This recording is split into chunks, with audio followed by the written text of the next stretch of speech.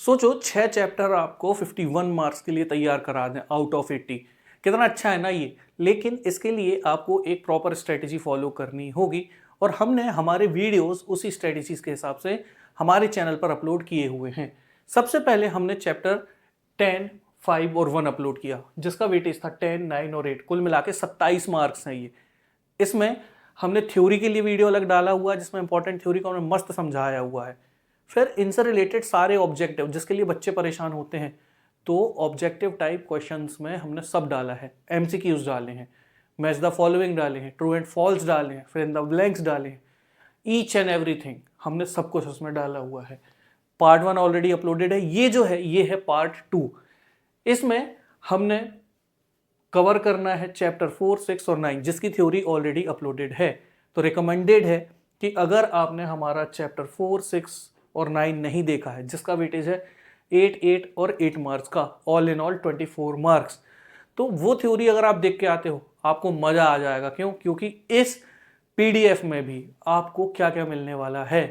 तो यहां आपको मिलेंगे choose the correct option, fill in the blanks, true और false, fill in the blanks, सारी चीजें आपको प्रॉपरली मिलने वाली हैं। अब करना क्या है, आपको सिंपली मन लगा के पढ़ाई करना है और एटलीस्ट इतना तो कर लेना है। इसके बाद आगे भी हम कवर करेंगे, लेकिन जिस समय आप ये वीडियो देख रहे हैं तो उससे पहले आपको ये सारी चीजें कर लेनी है ताकि आपका 51 मार्क्स का जो सिलेबस है ये कंप्लीट हो जाए। So without any further delay शुरू करेंगे वीडियो। Let's get started.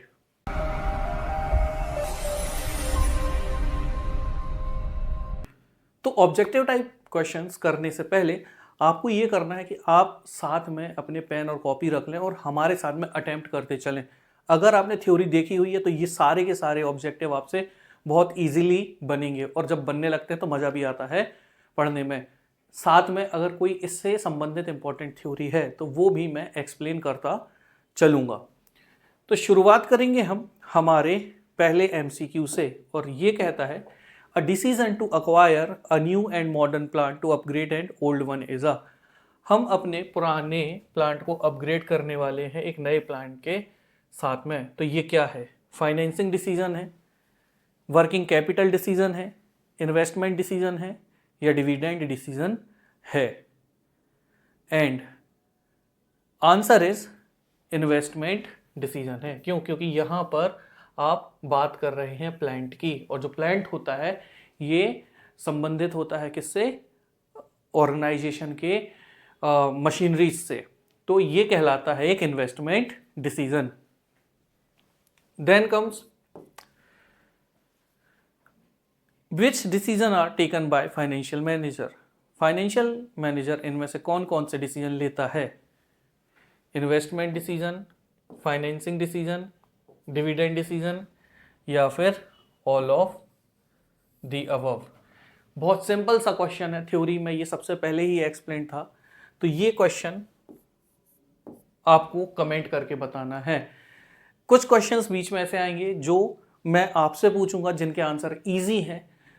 आपको करना क्या है? सारे क्वेश्चंस के आंसर कमेंट बॉक्स में टाइप करने हैं और जिन भी बच्चों के सारे जो आंसर है करेक्ट होंगे मैं उनके कमेंट को हार्ट दे दूंगा। और साथ ही साथ में अगर मान लेते हैं कि आप अटेम्प्ट कर रहे हो इनकेस गलत हो जाता है तो मैं कमेंट बॉक्स में ही आपको करेक्ट भी कर दूंगा। Moving further, third one, higher dividend per share is. ये क्वेश्चन थोड़ा ध्यान से सुनना क्योंकि अगर इससे संबंधित सवाल आते हैं तो कंफ्यूजन आ सकता है। हायर डिविडेंड पर शेयर मतलब कंपनी अपने प्रॉफिट में से शेयर होल्डर को क्या दे रही है? एक हिस्सा दे रही है जिसे क्या बोला जाता है? डिविडेंड। तो हर एक शेयर के हिसाब से इस केस में क्या कहा जा रहा है कि भाई डिविडेंड जो है ये ज्यादा दिया जा रहा है। अब ऑप्शन देखेंगे, higher earning, high cash flow, unusual earning and higher growth opportunity. Company के जो अर्निंग है ये हाई होंगे, कैश फ्लो भी हाई होंगे, अर्निंग जो है ये अनयूजुअल होगी और हाई ग्रोथ अपॉर्चुनिटीज होगी। दूसरा, हाई अर्निंग होगी, हाई कैश फ्लो होंगे, स्टेबल अर्निंग होंगे और हाई ग्रोथ अपॉर्चुनिटीज होंगी। तीसरा, high earning, high cash flow, stable earning and lower growth opportunities. तो देखो ऐसे अगर क्वेश्चन आ जाते हैं ना तो बहुत इजीली आप इसमें क्या कर सकते हैं? फाइंड आउट कर सकते हैं क्या है। पहली बात तो ये देखो, ये 3 ऑप्शन सेम है, तो बार बार इनको पढ़ने की जरूरत नहीं है। और यहां लिखा है लो कैश फ्लोज, तो देखो यहां पर ये वाला तो पहले ही एलिमिनेट हो गया। क्यों? क्योंकि लो कैश फ्लोज, भाई प्रॉफिट हो रहा है तो लो कैश फ्लो कैसे हुआ। बचे 3। अब यहां पर देखो क्या है, अनयूजुअल, स्टेबल या स्टेबल। तो अनयूजुअल तो होगा नहीं, तो ये भी गया, बचे ये दोनों। फिर बचा आखिरी में क्या, हाई ग्रोथ अपॉर्चुनिटीज या लोअर ग्रोथ अपॉर्चुनिटीज। तो आंसर है इसका लोअर ग्रोथ अपॉर्चुनिटीज। कैसे? कंपनी ने अपने प्रॉफिट में से ज़्यादा डिविडेंड में पैसा बांट दिया, तो उसको ग्रो करने की अपॉर्चुनिटीज जो है वो कम मिलेंगी। क्यों? क्योंकि उनके रिजर्व कम हो जाएंगे, और रिजर्व कम हो जाएंगे तो कंपनी एक्सपेंड कैसे करेगी। तो इसका आंसर है option number C. Then in which type of business more investment in fixed asset is required. किस तरीके के बिजनेस में ज्यादा इन्वेस्टमेंट की जरूरत पड़ेगी फिक्स्ड एसेट में?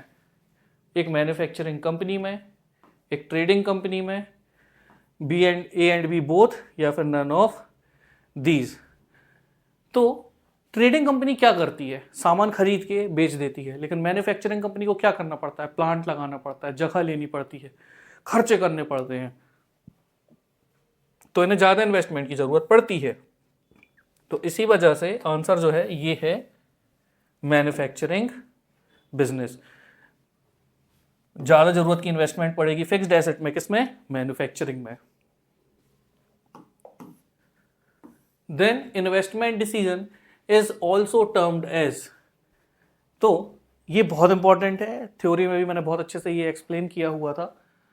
तो इन्वेस्टमेंट डिसीजन को कहा जाता है dividend decision, working capital decision, capital budgeting decision, या फिर फाइनेंसिंग डिसीजन। ये रहा आपका दूसरा प्रश्न, जो आपको हमें बताना है कि इसका आंसर क्या होगा। Moving on to the 6th one, companies with higher growth potential are likely to. Company जिनमें ज्यादा ग्रोथ पोटेंशियल है, ये क्या करेंगी? लोअर डिविडेंड देंगे, हायर डिविडेंड देंगे, डिविडेंड को कंसीडर नहीं किया जाता ग्रोथ कंसीडरेशन में, या फिर none of the above. Answer लिख लेना आप अपनी कॉपी में, या एटलीस्ट दिमाग में तो अज्यूम कर लेना, देखते हैं सही होता है या नहीं। And the answer is pay lower dividend. Why? क्योंकि उन्हें अगर ग्रोथ पोटेंशियल दिखाना है तो उन्हें पैसे की जरूरत पड़ेगी ज्यादा, और पैसे की जरूरत ज्यादा पड़ेगी तो उन्हें अपने रिजर्व यानी कि अपने प्रॉफिट्स को ज्यादा से ज्यादा सेव करना पड़ेगा। और ज्यादा से ज्यादा प्रॉफिट कब सेव होगा? Bye paying lower dividend. कम डिविडेंड को पे करके ये क्या करेंगे, अपने पास पैसा रखेंगे ताकि कंपनी ज्यादा से ज्यादा ग्रोथ कर सके। Then financial planning aims, financial planning aim करती है क्या, कि इंश्योर किया जा सके कि जरूरत पड़ने पर फंड अवेलेबल रहें, ये इंश्योर किया जा सके कि अननेसेसरी फाइनेंस रेज ना किया जाए, या फिर बोथ ए एंड बी, या फिर none of the above. And the answer is both A and B. I hope आपके आंसर सही जा रहे हों, और अगर नहीं जा रहे हैं तो आप प्लीज अपनी थ्योरी को क्लियर करो और फिर इनको अटेम्प्ट करो, वरना आप फालतू में ये सोचोगे कि अरे यार मुझसे बन नहीं रहा है, टफ है, कुछ भी नहीं है। अगर आपने हमारी थ्योरी वाले वीडियोस देखे हुए हैं तो आप उन बच्चों में शामिल हो जाएंगे जिनके ये सारे आंसर करेक्ट होते हैं। हमारे पिछले ऑब्जेक्टिव वाले वीडियोस में भी बच्चों ने बहुत सारे आंसर किए थे, और बहुत सारे बच्चों के आंसर करेक्ट भी थे। बहुत अच्छा लगा देख के जिन्होंने कमेंट किया था, कीप स्टडिंग, कीप ग्रोइंग, और पढ़ते रहें हमारे साथ। मूव करेंगे हमारे अगले ऑब्जेक्टिव में। अगला ऑब्जेक्टिव कहता है कि जो कैपिटल स्ट्रक्चर है ये इंडिकेट करता है रेशियो किन किन के बीच में, एसेट या लाइबिलिटी के बीच में, करंट एसेट या फिक्स्ड एसेट के बीच में, डेट और इक्विटी के बीच में, इन द टोटल कैपिटल, या फिर प्रॉफिट और रेवेन्यू के बीच में। तो कैपिटल स्ट्रक्चर की अगर हम बात करें तो यहाँ पर हम बात करेंगे फाइनेंस की, और ये रेज होता है थ्रू डेट एंड इक्विटी। तो कैपिटल स्ट्रक्चर इंडिकेट करता है ratio between debt and equity. Next question, if the return on investment is less than rate of interest then company prefer करेगी क्या? Equity, debt, A and B both, या none of the above. Question ये कह रहा है कि जो investment किया गया है उससे मिलने वाले रिटर्न हमारे लोन लिए गए इंटरेस्ट से कम है। तो ऐसी सिचुएशन में कंपनी क्या करेगी? और डेट लेगी या इक्विटी रेज करेगी या दोनों करेगी? तो आंसर इज इक्विटी। क्यों? क्योंकि ऑलरेडी डेट लेना उन्हें महंगा पड़ रहा है, उनका ब्याज उनकी कमाई से कहीं ज्यादा है। फंड को रेज करने वाला कॉस्ट कहलाता है क्या? एंड ये रहा आपका अगला क्वेश्चन, क्वेश्चन नंबर 10। वो खर्चा जो फंड रेज करने में आता है, ऐसे खर्चों को क्या कहा जाता है? Flotation cost, marginal cost, fixed cost या फिर वेरिएबल कॉस्ट? तो इसका आंसर आपको कमेंट बॉक्स में बताना है। Then gross working capital refers to. देखिए, जब मैं थ्योरी समझा रहा था तो मैंने आपको बताया था कि इससे एसोसिएटेड क्वेश्चंस आते हैं। तो ग्रॉस वर्किंग कैपिटल के बारे में बात की जाए तो ये किससे संबंधित है? इसमें क्या टर्म लिखा हुआ है? ग्रॉस। ये मैंने थ्योरी में भी बताया था कि कैसे याद रखना है। तो gross capital refers to investment in fixed asset, investment in current asset, investment in bank या फिर all of the above. And the answer is investment in current assets. इसी में से अगर आप लायबिलिटीज को हटा देते हैं तो वो क्या बन जाता है? Net working capital. देन एक ऐसी ट्रेनिंग मेथड जहां पर फैक्ट्री के जैसे कंडीशंस क्रिएट की जाती हैं ताकि जो वर्कर्स हैं वो चीजें सीख सकें। ऐसी ट्रेनिंग क्या कहलाएगी? Vestibule training, apprenticeship training, internship training या इंडक्शन ट्रेनिंग? तो इसका आंसर है वेस्टिब्यूल ट्रेनिंग। वेस्टिब्यूल ट्रेनिंग में क्या होता है? देखो, बड़ी बड़ी कंपनीज जो होती हैं और जो बड़े बड़े प्रोडक्ट बना रही होती हैं, मशीनरीज बना रही होती हैं, ऐसी मशीनें जो मशीनें बनाती हैं, ऐसी जगहों पर बहुत खतरा होता है। जो वर्कर्स हैं उनके चोटिल होने का, जो इंजीनियर्स हैं उनको बहुत केयरफुली सारी चीज़ें करनी पड़ती है। तो जहाँ जान का खतरा बन जाता है या किसी भी तरीके का फिजिकल हार्म होने के जोखिम होते हैं, तो ऐसी सिचुएशन में क्या होता है? वेस्टिब्यूल ट्रेनिंग दी जाती है। वहाँ फैक्ट्री के जैसे कंडीशंस बना दी जाएंगी, वहाँ पर उनको प्रैक्टिस कराई जाएगी कि आपको ऐसा ऐसा ऐसा करना है, ताकि कल को जब वो रियल सिचुएशंस में हो तो उन सिचुएशंस में वो अच्छे से काम कर सकें, उन्हें कम से कम खतरा हो। तो ऐसी ट्रेनिंग कहलाती है vestibule training. Real working conditions create कर दी जाती हैं, डमी, एक्चुअल नहीं, और वहां उनको ट्रेनिंग दिलाई जाती है, देन उनको एक्चुअल वर्किंग कंडीशंस में भेज दिया जाता है। Which step in the staffing process comes immediately after recruitment? तो स्टाफिंग का एक प्रोसेस होता है, हमने वीडियो में डिस्कस किया था, और उस प्रोसेस में रिक्रूटमेंट के जस्ट बाद क्या आता है? सिलेक्शन, ओरिएंटेशन, ट्रेनिंग या compensation? And the answer is selection. जैसे ही रिक्रूटमेंट होता है उसके बाद आता है क्या? सिलेक्शन। इसके बाद अगला क्वेश्चन ये कहता है कि इनमें से ऐसा कौन सा स्टेप है जो सिलेक्शन प्रोसेस का पार्ट नहीं है? Reference and background checks, selection and decision, job offer या फिर परफॉर्मेंस अप्रेजल? तो भाई, सिलेक्शन प्रोसेस का रेफरेंस एंड बैकग्राउंड चेक्स भी पार्ट है, सिलेक्शन डिसीजन भी पार्ट है, जॉब ऑफर भी पार्ट है, बट परफॉर्मेंस अप्रेजल इसका पार्ट नहीं है। तो answer is D. It refers to overall growth of the employee, development, training, placement and recruitment. Employee की ओवरऑल ग्रोथ इनमें से किस में से होगी? And the answer is development. Development का मतलब ये होता है जहां पर एम्प्लॉय की ओवरऑल ग्रोथ की बात की जाती है। Under dash an employee is given brief presentation about the company and introduce to his colleagues.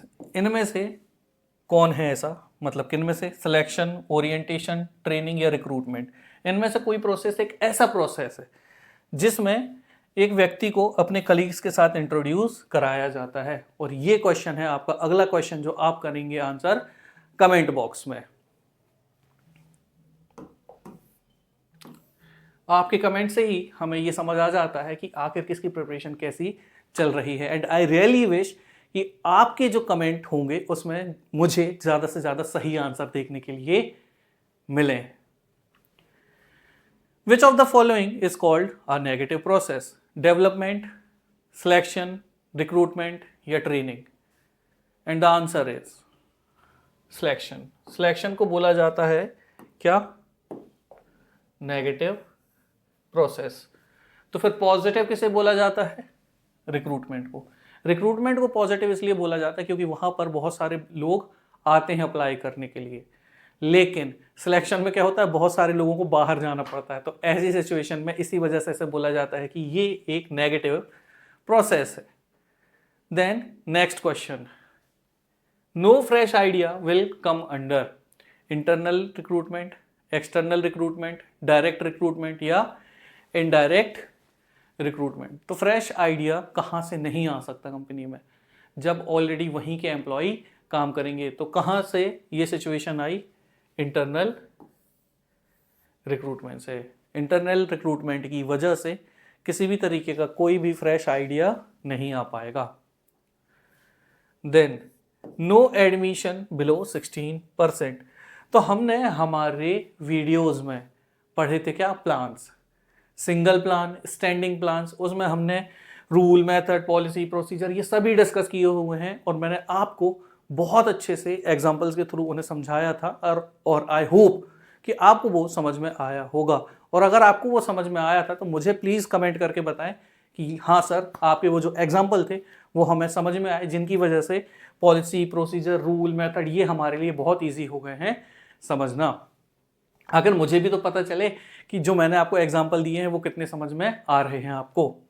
Then dos and don'ts. Okay, तो इसका आंसर है पॉलिसी।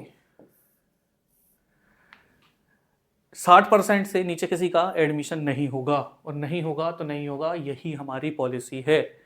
तो भाई पॉलिसी है, यही आंसर है। Then comes dos and don'ts. अगर आंसर आप कर रहे हैं इसका तो एक बार इमेजिन करिएगा, या आंसर भी कर सकते हैं आप कमेंट के साथ में कि सर पॉलिसी एक क्या है, सिंगल यूज प्लान है या फिर स्टैंडिंग प्लान है। डू एंड डोंट्स प्रेस्क्राइब किए जाते हैं किस में, रूल्स में, मेथड में, पॉलिसीज में या बजट में। And the answer is rules. यहां पर जो रूल्स होते हैं वही बताते हैं कि क्या करना है और क्या नहीं करना है। घर वाले करते रहते हैं ना कि ये मत करो, वो करो, तो ये सारी चीजें किस में आ जाती हैं, रूल्स में। विच of the following is a limitation of planning.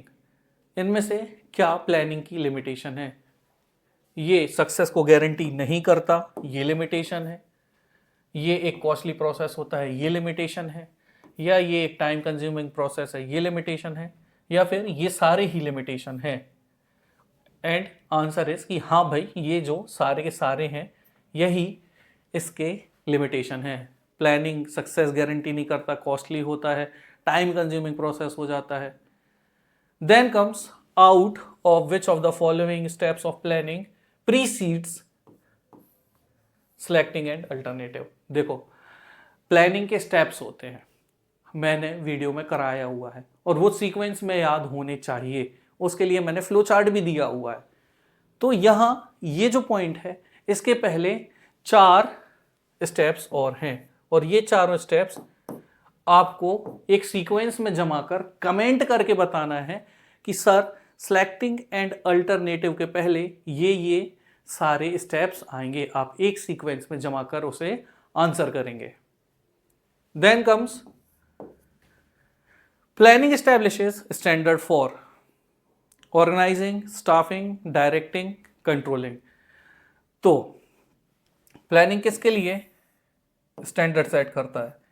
कहा यह भी जाता है कि जो स्टैंडर्ड है जिसके बारे में हम बात करने वाले हैं, आंसर इज कंट्रोलिंग, ये अंधा हो जाता है किसके बिना? प्लानिंग के बिना। तो भाई जो कंट्रोलिंग है ना, ये अंधा हो जाता है किसके बिना? प्लानिंग के बिना। तो प्लानिंग स्टैंडर्ड्स सेट करेगा कंट्रोलिंग के लिए। Then dash serves as a guide for overall business and represent the end point of planning. तो इनमें से ऐसा कौन है जो पूरे बिजनेस के लिए गाइड का काम करेगा और साथ ही साथ में ये प्लानिंग का एंड पॉइंट कहलाएगा? एंड द आंसर इज, पहले ऑप्शन क्या है? पॉलिसीज, मेथड्स, स्ट्रेटजीज या objectives. And the answer is objective. Objective serve करता है एज अ गाइड सारे बिजनेस को, और ये प्लानिंग का एंड पॉइंट होता है। क्यों? क्योंकि हम सारी प्लानिंग ही ऑब्जेक्टिव को हासिल करने के लिए करते हैं। Then after implementation of a plan क्या होगा? प्लानिंग खत्म हो जाएगी, नया प्लान बनाया जाएगा, उसे फॉलो अप किया जाएगा, या इनमें से कोई भी नहीं? तो भाई जैसे ही प्लानिंग खत्म होती है, एक प्लान इंप्लीमेंट कर दिया जाता है, देन उसके बाद एक नया प्लान बनाया जाता है। B is the correct answer. Planning is closely connected to dash and dash, responsibility and accountability, stability and security, delegation and decentralisation, and creativity and innovation. तो भाई प्लानिंग जो है ये क्लोजली कनेक्ट करती है क्रिएटिविटी और इनोवेशन को। And the answer is D. तो यहां खत्म होते हैं हमारे चूज द करेक्ट ऑप्शंस। बढ़ेंगे आगे, और आगे चल के आपको मिलेंगे fill in the blanks. Fill in the blanks के कुल मिला के 3 क्वेश्चन हैं, जिसमें हर एक में लगभग 10-12 फिल इन द ब्लैंक्स आपको देखने के लिए मिल जाएंगे। ये रहा पहला, ये रहा दूसरा, और ये रहा तीसरा। ये सारे फिलअप्स आपको कर लेने हैं, मैक्सिमम जितने फिलअप्स बन सकते हैं सारे हैं। फिर इसके बाद आता है क्या? True and false. अगेन क्योंकि चैप्टर 3 है तो 3 चैप्टर के ट्रू और फॉल्स भी हैं। हमारे जो ऑब्जेक्टिव थी वो भी तीनों के मिले हुए ही बने हुए थे। तो ये रहा पहला, दूसरा, और ये रहा तीसरा। तो यहां आपको ट्रू और फॉल्स भी मिल गए। Then match the following. तो यहां पर मैच द फॉलोइंग के आपको मिल जाएंगे all in all total 6 question. तो यहां जितने संभव हो सकते थे उतने मैच द कॉलम भी डाल दिए गए हैं। नाउ आपको ये क्वेश्चन खुद अटेम्प्ट करने हैं। इनकी आंसर की आपको डिस्क्रिप्शन में मिल जाएगी, लेकिन ये जो पीडीएफ है इसकी पीडीएफ अवेलेबल नहीं होगी। तो आपको इसी वीडियो के दौरान आपके सारे क्वेश्चंस अटेम्प्ट करने होंगे, और यहां पर समझना होगा कि आपके कितने आंसर सही जाते हैं। एक बार मैं पूरा वीडियो फिर से स्क्रॉल कर देता हूं ताकि आप क्लियरली देख सकें सारे के सारे क्वेश्चंस को पॉज करके। ये रहा हमारा फिल इन द ब्लैंक्स, पहला fill in the blank. Then move करते हैं, ये रहा हमारा अगला fill in the blank. Then comes हमारा थर्ड फिलअप, ये रहा हमारा थर्ड फिलअप। इसके बाद आ जाएंगे हम ट्रू और फॉल्स में। ये रहा हमारा पहला true and false. Then comes इसके बाद वाला सेकेंड ट्रू एंड फॉल्स। फिर इसके बाद आता है हमारा थर्ड ट्रू एंड फॉल्स, ये रहा थर्ड वन। फिर आता है मैच द फॉलोइंग, ये रहा हम पहला मैच द फॉलोइंग। देन ये रहा सेकंड मैच द फॉलोइंग, ये रहा थर्ड मैच द फॉलोइंग, ये रहा हमारा fourth match the following. Then again ये रहा हमारा फिफ्थ मैच द फॉलोइंग, और ये है हमारा लास्ट मैच द फॉलोइंग। देखो भाई, आलस नहीं करना है बिल्कुल भी, मेहनत करनी पड़ेगी। 6 चैप्टर और 51 मार्क्स, समझ रहे हो? इससे अच्छा ऑप्शन आपको कहाँ ही मिलेगा। सारे एमसीक्यूज मिल गए, सारे के सारे सारी इंपॉर्टेंट थ्योरी मिल गई। इसके बाद मैं कोशिश करूंगा कि इंपॉर्टेंट क्वेश्चंस का भी एक वीडियो लेकर आपके लिए आ जाऊं। और अगर आपको वो इंपॉर्टेंट क्वेश्चन का वीडियो चाहिए तो प्लीज़ नीचे कमेंट करके बताइएगा कि yes sir, we want important question series as well. So आज के लिए इतना काफ़ी है। जल्दी हम कवर कर रहे होंगे अगले चैप्टर अकाउंटेंसी की थ्योरी का पार्ट 2 भी लेकर हम आने वाले हैं, जिसमें हम कंप्लीट कर लेंगे पूरी की पूरी पार्टनरशिप को। तो स्ट्रेटेजी को फॉलो करके पढ़ते रहिए, खुश रहिए। मेरा नाम है मानव, साइनिंग ऑफ। हैप्पी होली, जय हिंद।